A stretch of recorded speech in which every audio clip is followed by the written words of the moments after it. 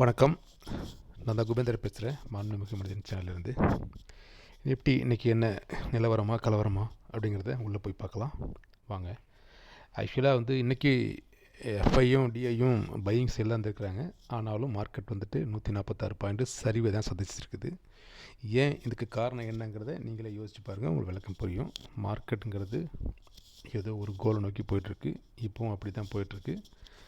அது என்னங்கிறது எப்போதுமே கொஞ்சம் லேட்டாக தான் தெரிய வரும். என்ன வச்சுக்கலேன், விதிங்கிறது வாழும்போது தெரியாது, மனுஷன் மறைஞ்சதுக்கப்புறமும் ஒரு சம்பவம் நடந்ததுக்கப்புறம் தான் தெரியும். அது மாதிரி தான் அந்த நிஃப்டிலையும் சில விஷயங்கள் நடந்து முடிஞ்சதுக்கப்புறம் தான் தெரிய வரும்.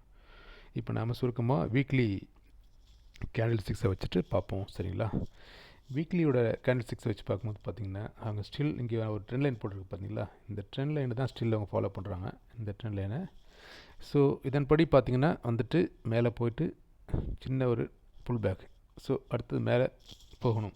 ஆனால் இங்கே அவங்க டச் பண்ணாமலே போகிறாங்களோங்கிற ஒரு வருத்தம் இருக்குது. ஆக்சுவலாக இங்கே டச் பண்ணிவிட்டு போனாங்கன்னா நல்லாயிருக்கும், ஃபர்தர் நல்ல மூமெண்ட் இருக்கும். ஸோ இந்த டச்சஸ் இங்கேயே எடுத்துடுறாங்கன்னு நினைக்கிறேன். அது நாளைக்கு மறுநாள் கன்ஃபார்ம் பண்ண முடியும், சரிங்களா? ஸோ அவங்க கரெக்டாக நீங்கள் பார்த்தீங்கன்னா இந்த ரீசன் நம்ம இந்த ஃபிபனாச்சி போடும்போது இந்த இதுக்கு பாருங்கள், கரெக்டாக கோல்டன் ரேஷியோ 0.618 கரெக்டாக அங்கே ரீடெஸ்ட் எடுத்துட்டாங்க சரிங்களா, இந்த பாயிண்ட்ஸ். ஸோ தொடர்ந்து இந்த பாயிண்ட்டில் 3லையுமே கரெக்டாக ரீடெஸ்ட் எடுத்துட்டாங்க. ஸோ பாருங்கள் நிற்குது. ஸோ இதை நீங்கள் ஹெட் அண்ட் ஷோல்டர்னு சொல்லலாம், அல்லது டபுள் டாப்னு சொல்லலாம், ட்ரிபிள் டாப்னு சொல்லலாம், எம் பேட்டர்ன் சொல்லலாம், அவங்க ஒன்றும் சொல்லிக்கலாம். பட் என்ன பேட்டர்னாலும் நமக்கு ஓவரால் த ட்ரெண்ட் டைரெக்ஷனை வச்சு தான் நம்ம நாளைக்கு என்னென்னு சொல்ல முடியும். நம்ம பேட்டர்ன்ஸ் தெரிஞ்சு வச்சது நல்லது தான். பட் நமக்கு ட்ரேடிங் பண்ணுறதுக்கு பேட்டர்ன் தெரியாதை விட நமக்கு ப்ரைஸ் ஆக்ஷன் ட்ரேடிங் தெரிந்தால் தான் நம்ம ட்ரேடிங்கில் ஜெயிக்க முடியும். So come to the point. So இந்த கண்டிஷன்ஸ் எல்லாம் இப்போ இருக்குது. அவங்க ஜஸ்ட்டு ஒரு டோஜி வச்சுட்டு முடிச்சிருக்கிறாங்க. அப்போவும் பார்த்தீங்கன்னா வீக்லியை பொறுத்த வரைக்கும் ஜஸ்ட் எபோவில் தான் இருக்குது. ஸோ நம்ம டேயில் வச்சு பார்க்கலாம், இதே கண்டிஷன்ஸ் நமக்கு ஐடியா கிடைக்கும். இப்போ நம்ம டே கேண்டில்ஸில் வச்சோம்னு வச்சுக்கலேன், தெளிவாக உங்களுக்கு இங்கே தெரியும் நினைக்கிறேன். தொடர்ந்து அவங்க ஸோ ஒரு அப் ட்ரெண்டுக்கு கொண்டு வந்தவங்க, சரிங்களா, அப் ட்ரெண்டுக்கு கொண்டு வந்தவங்க ஒரு டவுன் அடிச்சுட்டு மேலே போயிட்டு திரும்ப அப்படி நிற்கிறாங்க. ஆக்சுவலாக இதில் நமக்கு என்ன தெரிய வருதுன்னா, அவங்க ஒரு இன்னும் லாஸ்ட்டு ஆல் டைம் ஹையை பிரேக் பண்ணி மேலே போனால் தான் ஃபர்தராக போகும். ஆனால் அதுக்காக ஏதோ ஒரு நியூஸ்க்காக மார்க்கெட் வெயிட் பண்ணுங்கிறது தான் திரும்ப நான் சொல்லிட்டு இருக்கேன். ஸோ ஈரான் அமெரிக்கன் வாராக இருக்கலாம், அல்லது ரஷ்யா உக்ரைன் வாராக கூட இருக்கலாம், வேறு இன்டர்நேஷ்னல் ஏதாவது இந்த டேக்ஸ் டீல் சம்மந்தப்பட்ட கிளாரிஃபிகேஷனாக இருக்கலாம். ஸோ இதெல்லாம் தெரிகிற வரைக்கும் மார்க்கெட் கன்சாலிடேஷனில் மூவ்மெண்ட்டில் தான் இருக்கும். அதுக்கு தெளிவான ஒரு நியூஸ் கிடச்சிச்சின்னா பறக்கும்.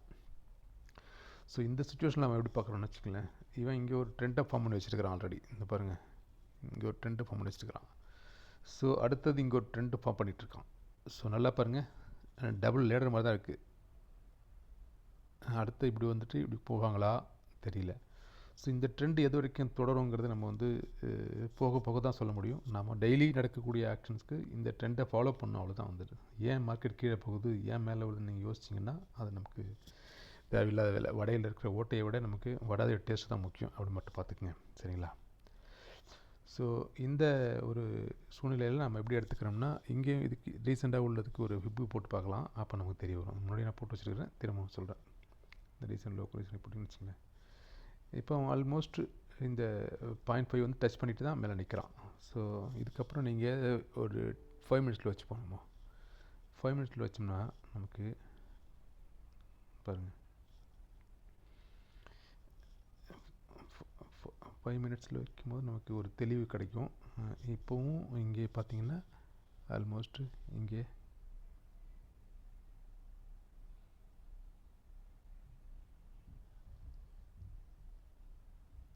இந்த ஒரு ட்ரெண்ட் லைன் நிற்கிறான். ஜஸ்ட்டு இங்கே ஒரு ட்ரெண்ட் லைன் நிற்கிறான்.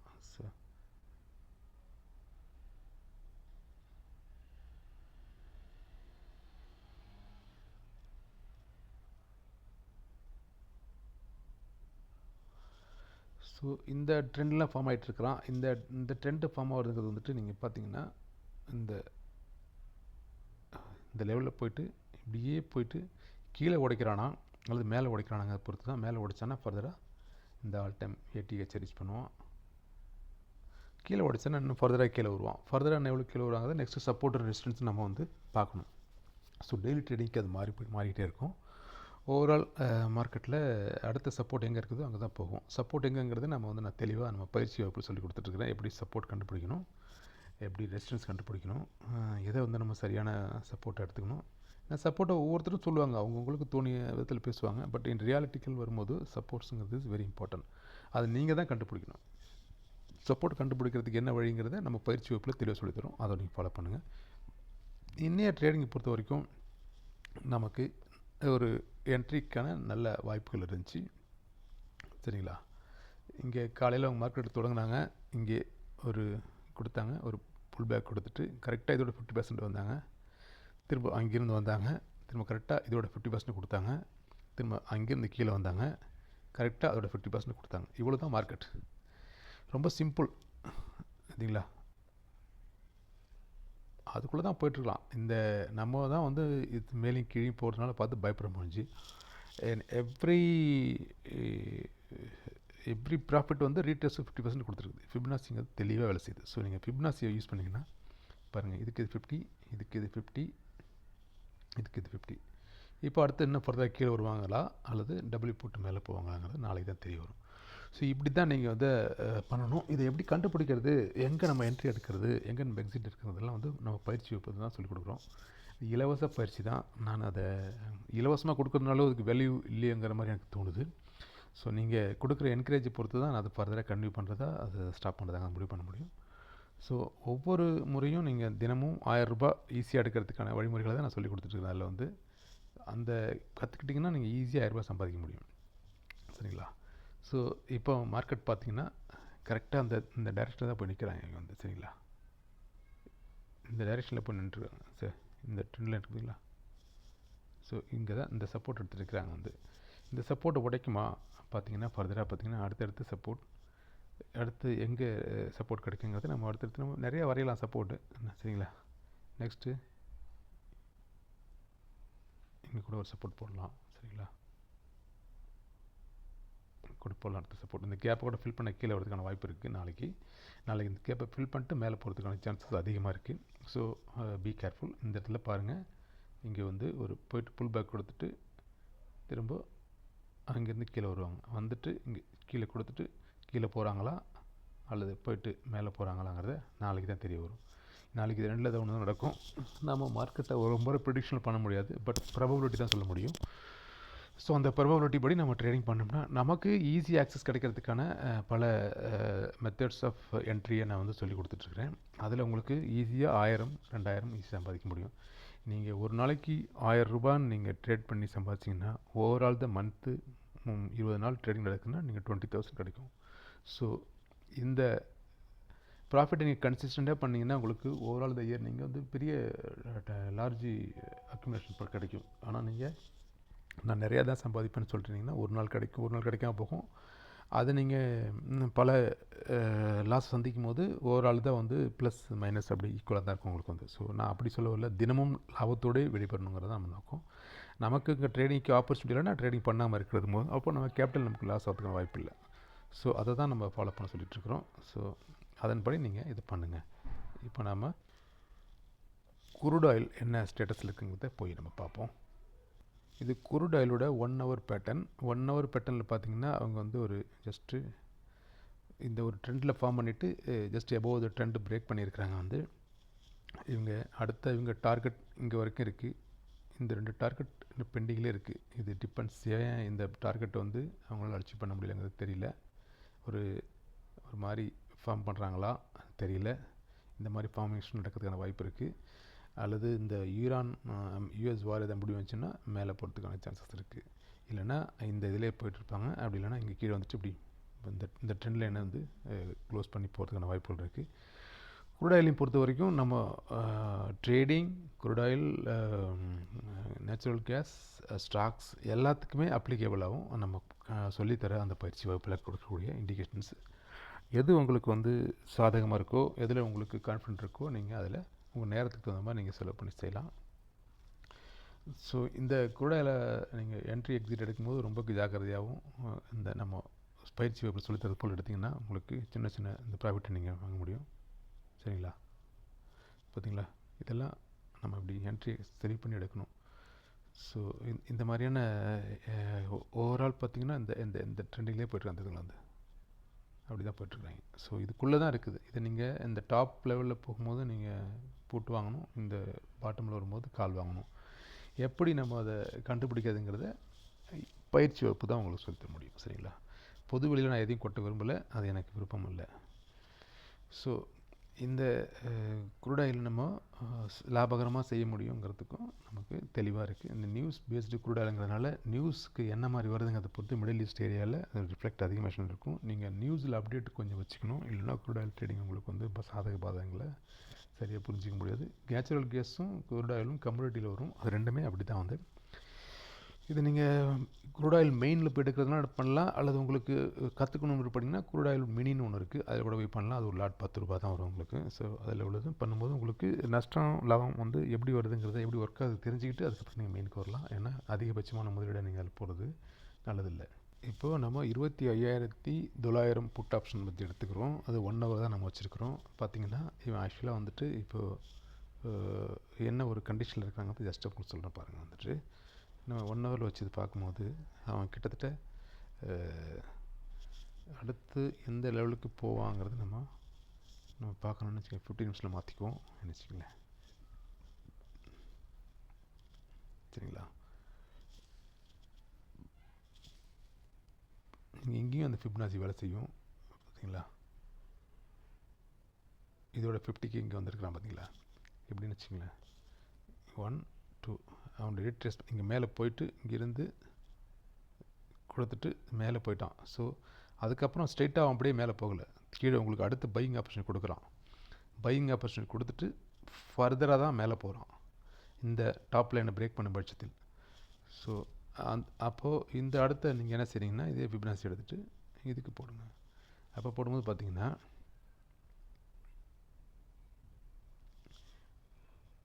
ஸோ இங்கிருந்து ப்ரைஸு ஒரு ஆப்ஷன் கொடுத்துட்டான், அடுத்த மேலே போனால் அடுத்த ஒரு ஆப்ஷன் கொடுத்துட்டான், எம்பேட்டர் கொடுத்து திரும்ப அடுத்த மேலே போய்ட்டு திரும்ப ஒரு பையிங் ஆப்ஷன் கொடுத்துக்கலாம், திரும்பவும் மேலே போய்ட்டு அதே இடத்துல போய்ட்டு திரும்ப ஒரு பை ஆப்ஷன் கொடுத்துக்கலாம், திரும்ப ஃபர்தராக மேலே போயிருக்கலாம். ஸோ எப்பப்பெல்லாம் பை ஆப்ஷன் கொடுப்பான் அதை எப்படி கண்டுபிடிக்குங்கிறதெல்லாம் பயிற்சி வகுப்பு தான் உங்களுக்கு சொல்லித்தர முடியும்.